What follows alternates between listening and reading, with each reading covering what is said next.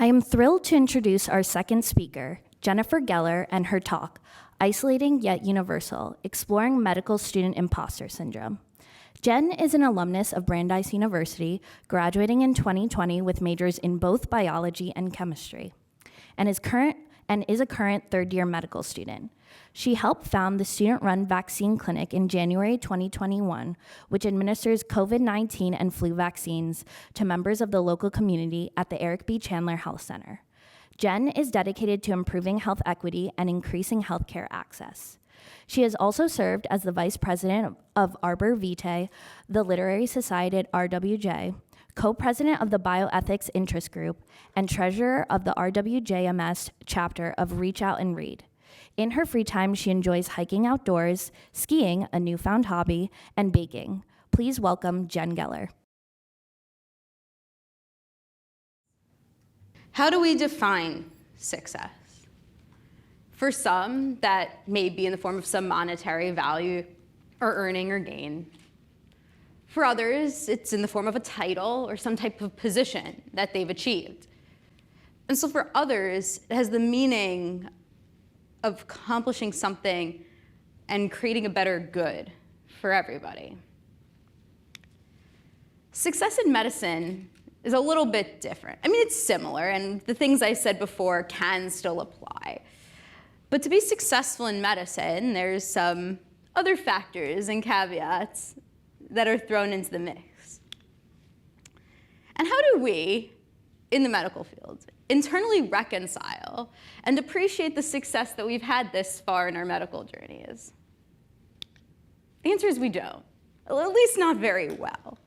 I mean, when I was accepted to give this talk, my first response was, oh, wow, look how lucky I am, instead of thinking at all about the work that I had put in this far over the past 2.5 years and prior. How many of you thought, who would ever accept me into medical school? Or thinking, oh, who could possibly want me? Why am I here? I'm definitely not going to pass this test. I'm not smart enough to be here. Yeah, the answer, it's more common than you think. And so where did this come from? Because imposter syndrome's far from new. And in fact, it didn't start at all with the medical field. In the 1970s, Pauline Clance and Suzanne Imes took a look and actually used it to describe women who at the time were starting to gain ground in getting college educations and starting to enter the professional industries and rising up in their place of work or in academia. They spoke with a number of women who felt that they had fooled someone to get where they are, that they hadn't earned it. And one particular woman who had risen in her academic profession said, I must have definitely fooled somebody, because there's no way I got here and I just got super lucky. So it's far from new. We're just feeling its manifestations. Tom Hanks, Michelle Obama, Emma Watson, Maya Angelou, 4 of the 70% of the population that claim at some point to have some form of imposter syndrome. It's pretty common. In medicine, we go through undergrad, we go through medical school, residency. Many will go on to pursue some sort of fellowship and then become attending physicians. And at each step, there's different definitions of what it means to be successful, what it means to be seen as the same and not stick out as someone who seems lesser than in that field. And the feeling is isolating. It's lonely. You're sitting there thinking you and you alone are not qualified to be where you are and that you're not good enough to be where you are. It's really lonely. My journey with imposter syndrome really didn't start until medical school. Sure, I had that 5th grade teacher who told me I wasn't smart enough to work with my friends who were in an accelerated program and sit at their table. Sure, I had someone who in high school told my parents that I probably wasn't going to succeed in college for whatever reason. But these things slid off my shoulders. And even in college, when I was pre-med, I had found my community in things, a lot of which were outside of medicine. So this idea of imposter syndrome hadn't really sunk in. But I started medical school, like many here, in the fall of 2020, which meant I alternated between my childhood bedroom and my Piscataway apartment, sitting on the computer when I started to learn anatomy. It was really hard. It felt like that fire hose of information, as the analogy goes, without much community. There wasn't really any research yet I was getting involved with. All the extracurriculars were really online. I hadn't gotten to meet too many of my peers in person. And it just felt as though I was alone, and that I alone was having these feelings. As the year went on, things started to get better. I started meeting friends in person. We started taking laps around the Piscataway development. We started to get involved in clubs more, started joining interest group e-boards. I was part of a founding e-board for a community service organization. I found my first couple of PIs. I finally learned how to manage all of that workload. Things started looking up. And even as the year of M1 turned into M2, we got to have our in-person white coat ceremony with the class below us. And we all started to really intermingle and mix. I got to enter clinical spaces for the first time through the research that I was doing, starting to see patients, and got my first publication. Things were pretty good. And even with step one being a bit of a dip in the grand scheme of things, it wasn't even so bad, because I felt as though I had the backing and support of so many and was so involved in so much that my academic self-image was still pretty high. And then I thought, going into third year, what could possibly go wrong? Things were looking great. I started my first clerkship. And yeah, I'd seen some patients before with some of my mentors, but for the first time, I was pre-rounding on patients, coming up with assessments and plans, having to come up with detailed presentations that weren't too detailed. It was really hard. And for the first time, I felt that I was doing more wrong than I was doing right. And that was really, really lonely. I thought that there were all of these weaknesses, and how could I possibly tackle all of them? It was a really long 6 weeks, and it was a lonely 6 weeks. And I thought, this can't get better now. But it did, and in a good way. I entered my second clerkship, which was surgery, and things started getting really better. I was on the colorectal and general surgery services, on the trauma service, and for the first time in the second week of my surgery clerkship, I heard the phrase, "good presentation." Felt pretty good. Been a long time coming.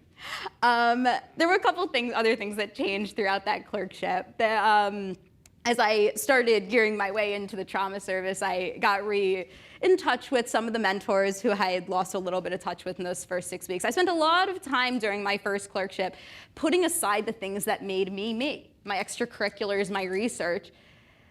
The things that one advisor called really were the icing on the cake that was the foundation of my medical knowledge, but without a little bit of frosting, the cake just completely lost its flavor. I got back in touch with those mentors and things started looking a lot better. And I know that there's going to be tough times throughout the rest of my clerkship experience, sub-I, residency, beyond. But what I know now is that there are certain things that I have to keep in my medical practice in order to maintain my academic self-image. And those are the things I'm going to talk about next.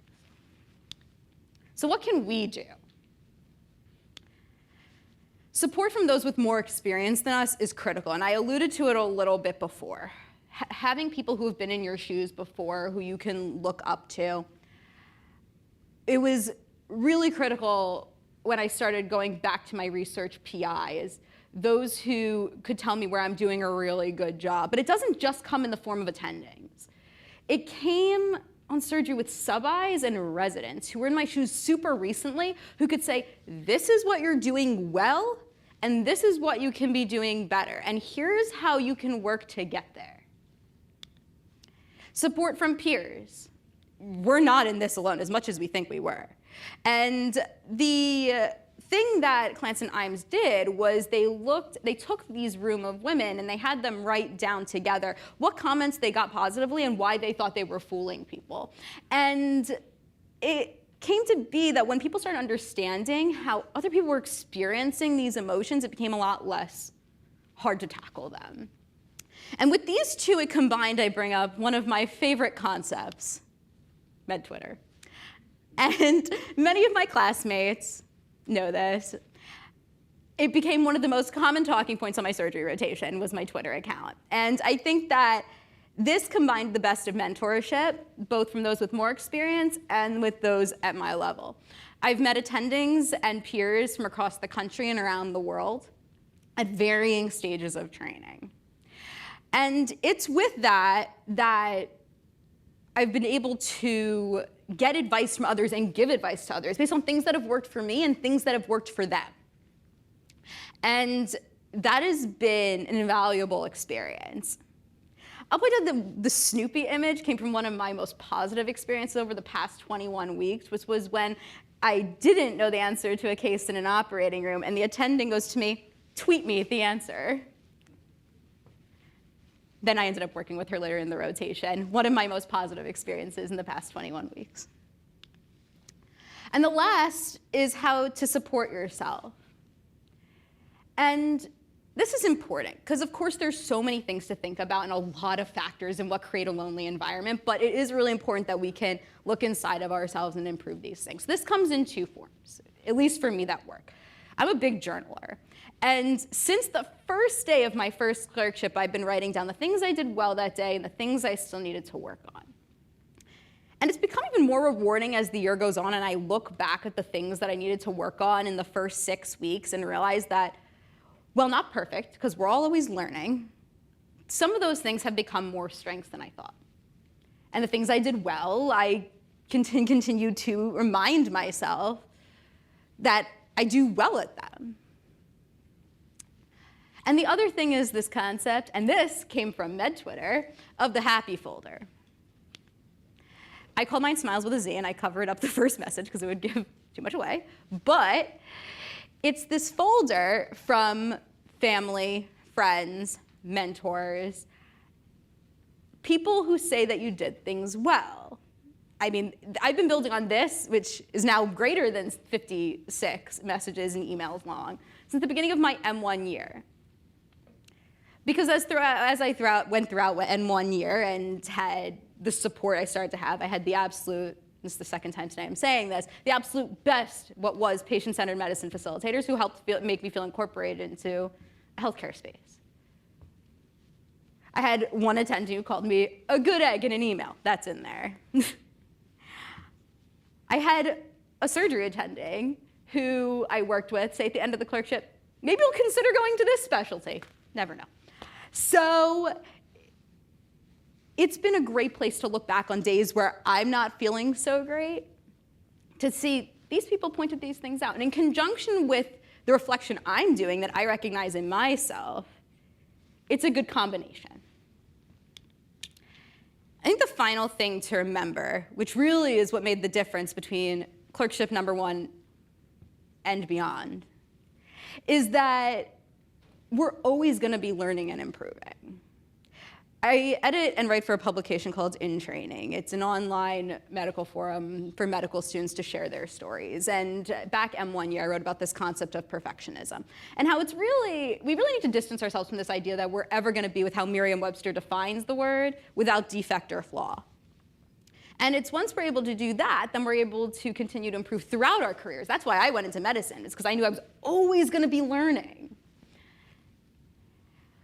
So with that, we're always going to be learning, we're always going to be evolving, and we've earned our places here. And once we can collectively put together the sum of our strengths,